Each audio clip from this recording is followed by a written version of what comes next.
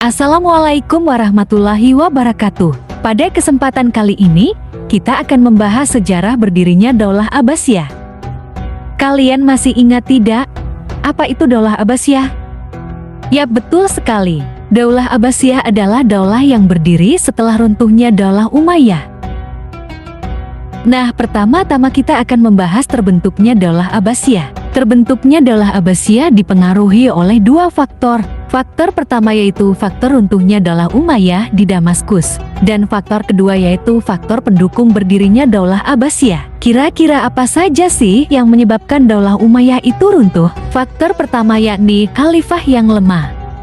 Tanda-tanda kehancuran Daulah Umayyah mulai terlihat pada masa kepemimpinan Yazid bin Abdul Malik sebagai pengganti Umar bin Abdul Aziz. Di awal kepemimpinannya, beberapa pemberontakan mulai terjadi di kalangan Bani Umayyah. Gaya kepemimpinan Yazid yang keras juga membuat semakin banyaknya penolakan terhadap Bani Umayyah. Kemunduran dinasti Bani Umayyah semakin jelas terlihat ketika putra Yazid diangkat menjadi khalifah, yaitu Al-Walid bin Yazid. Walid adalah seorang khalifah yang sering berfoya-foya. Dia senang mengumbar syahwat, minum minuman keras, berpesta pora serta menggoda wanita adalah bagian keseharian. Al-Walid juga menangkap orang-orang yang dianggap dapat membahayakan kekuasaannya. Faktor yang kedua adalah adanya hak istimewa bangsa Arab Suriah. Umayyah bin Khalaf merupakan moyang Bani Umayyah yang telah lama menetap di Suriah jauh sebelum Islam datang. Oleh karena itu, kehidupan dan keberlangsungan Bani Umayyah tidak bisa dilepaskan dari orang-orang Suriah. Selain itu, Bani Umayyah sendiri telah membentuk aristokrasi militer Arab yang menjadi jantung kekuatan militer Bani Umayyah. Hal tersebut menjadikan bangsa Suriah memperoleh bagian terbesar dari harta rampasan perang dibanding bangsa lainnya. Faktor selanjutnya adalah adanya permusuhan Arab Utara dan Arab Selatan. Persaingan antar suku sudah lama menjadi ciri khas bangsa Arab. Sikap pilih kasih yang dilakukan oleh Bani Umayyah kembali memunculkan kekisruhan. Suku-suku Arab terbagi menjadi dua kelompok besar, yaitu bangsa Arab Utara yang disebut dengan Arab Keizi atau Mudari dan bangsa Arab Selatan yang disebut dengan Arab Yemani atau Himyari. Namun, dalam pertikaian itu Bani Umayyah berpihak kepada Arab Yemani yang mereka anggap lebih cocok. Serangkaian peperangan antar kedua suku Arab ini sangat memperlemah kekuatan Bani Umayyah. Faktor keempat adanya ketidakpuasan sejumlah pemeluk Islam non-Arab, yakni pendatang baru dari bangsa-bangsa yang dikalahkan yang disebut Mawali. Mereka bersama-sama bangsa Arab mengalami beratnya peperangan, tetapi diperlakukan sebagai masyarakat kelas 2. Golongan non-Arab, terutama di Irak dan wilayah bagian timur lainnya, merasa tidak puas karena status Mawali menggambarkan inferioritas, ditambah dengan keangkuhan bangsa Arab yang diperlihatkan pada masa Bani Umayyah. Faktor selanjutnya yaitu tidak adanya ketentuan mekanisme pengangkatan khalifah, menimbulkan terjadinya perebutan kekuasaan di kalangan anggota keluarga Bani Umayyah.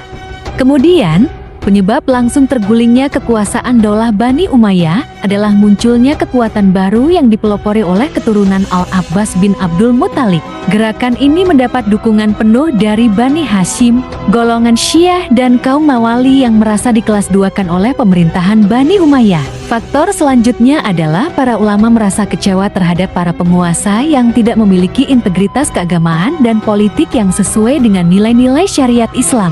Kemudian adanya pemindahan ibu kota dari Madinah ke Damaskus yang merupakan bekas ibu kota kerajaan Bizantium, mengakibatkan gaya hidup mewah bangsawan Bizantium mulai mempengaruhi dan ditiru keluarga dinasti Umayyah. Faktor terakhir runtuhnya Bani Umayyah adalah adanya permusuhan dari zaman Khalifah Ali. Latar belakang terbentuknya Daulah Bani Umayyah tidak bisa dipisahkan dari konflik-konflik politik yang terjadi di masa kekhalifahan Khulafaur Rasyidin yang terakhir, yaitu Khalifah Ali bin Abi Thalib. Sisa-sisa kaum Syiah pengikut Ali dan Khawarij terus menjadi gerakan oposisi. Penumpasan terhadap gerakan-gerakan ini banyak menyedot kekuatan pemerintah. Sekarang kita masuk ke faktor pendukung berdirinya Daulah Abbasiyah. Umar bin Abdul Aziz adalah salah satu khalifah di masa Daulah Umayyah. Umar bin Abdul Aziz merupakan seorang pemimpin yang adil. Pada masa ia memimpin, penindasan dan tekanan bagi Bani Hashim mulai dilonggarkan. Hal ini kemudian dimanfaatkan oleh kelompok Bani Hashim untuk membangun gerakan yang lebih besar. Salah satu kelompok dari Bani Hashim yaitu Bani Abbas mendirikan pusat gerakan di Al-Humayyah. Gerakan ini dipimpin oleh Ali bin Abdullah bin Abbas. Sepeninggalnya Ali bin Abdullah bin Abbas, pemimpin gerakan ini diambil oleh anaknya bernama Muhammad. Pada masa kepemimpinan Muhammad, gerakan kelompok Bani Hashim semakin berkembang dan tersistematis. Mereka menetapkan 3 kota penting bagi gerakan mereka. Kota Al-Humayyah kala itu difungsikan sebagai pusat perencanaan dan organisasi. Selanjutnya, mereka memilih Kufah sebagai kota penghubung, sedangkan gerakan praktisnya dilancarkan di Khurasan. Pada 743, Muhammad meninggal dunia dan gerakan ini kemudian dilanjutkan oleh anaknya yang bernama Ibrahim al-Imam. Pada masa ini, di bawah panglima perang Abu Muslim al-Khurasani, kota Khurasan dapat ditaklukkan. Namun, tidak lama setelah itu, pada 749 Ibrahim al-Imam tertangkap oleh Umayyah. Ia kemudian ditahan dan meninggal di dalam penjara.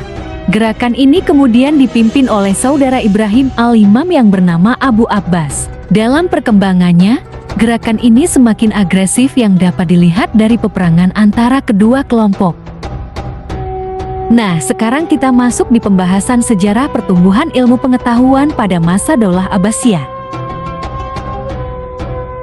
Perkembangan ilmu pengetahuan pada dinasti Abbasiyah dikelompokkan menjadi 2 yaitu ilmu nakli bersumber dari Al-Quran dan Hadits dan ilmu akli bersumber pada pemikiran atau rasio.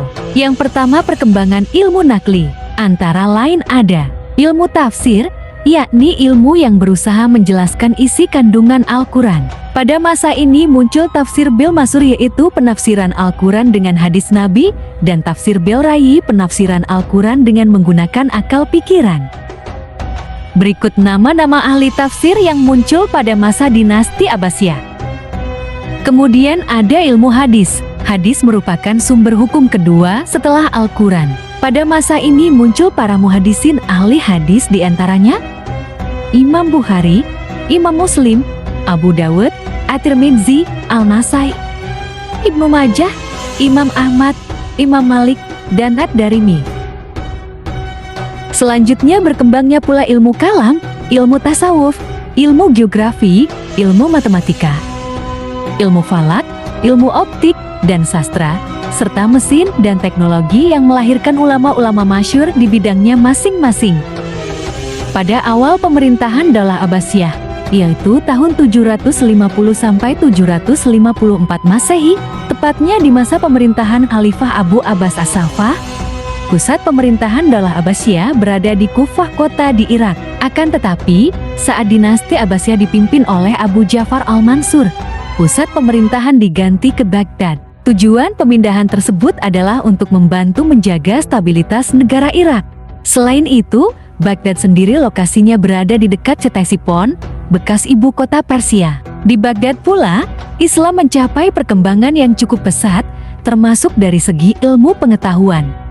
Kemegahan Baghdad mencapai puncaknya pada masa Al-Rashid, dengan julukan Baghdad sebagai kota melingkar. Sementara itu, kemajuan keilmuan Baghdad mencapai puncaknya pada masa Al-Ma'mun, dengan didirikannya Baitul Hikmah sebagai pusat perpustakaan dan kajian keilmuan. Kemegahan Baghdad tercermin dari bangunan istananya. Istana Khalifah menempati sepertiga ruang kota Baghdad. Bagian istana yang paling mengesankan adalah ruang pertemuan yang dilengkapi dengan karpet, gorden, dan bantal terbaik dari timur. Pembahasan terakhir yaitu runtuhnya dinasti Bani Abbasiyah. Berikut ini faktor-faktor yang mempengaruhi runtuhnya Daulah Abbasiyah. Dampak kehancuran dinasti Abbasiyah terhadap dunia Islam kontemporer dapat dilihat dari berbagai aspek. Pada aspek ilmu pengetahuan, setelah hancurnya Abbasiyah, umat Islam selalu ketinggalan dalam bidang ilmu pengetahuan terhadap dunia barat. Dalam aspek politik, ketika itu umat Islam dipimpin oleh seorang raja yang beragama Syamanisme penyembah matahari yaitu Hulagu Khan.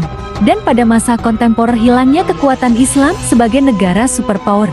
Umat Islam terkotak-kotak, umat Islam dijajah oleh Barat, dan tidak ada lagi sistem khalifah. Dalam aspek ekonomi, setelah hancurnya Abbasiyah, umat Islam mengalami kemiskinan dan perekonomian dikuasai oleh bangsa Barat hingga saat ini. Sampai di sini pembahasan kita mengenai sejarah dan perkembangan peradaban Islam pada masa dinasti Abbasiyah. Terima kasih. Wassalamualaikum warahmatullahi wabarakatuh.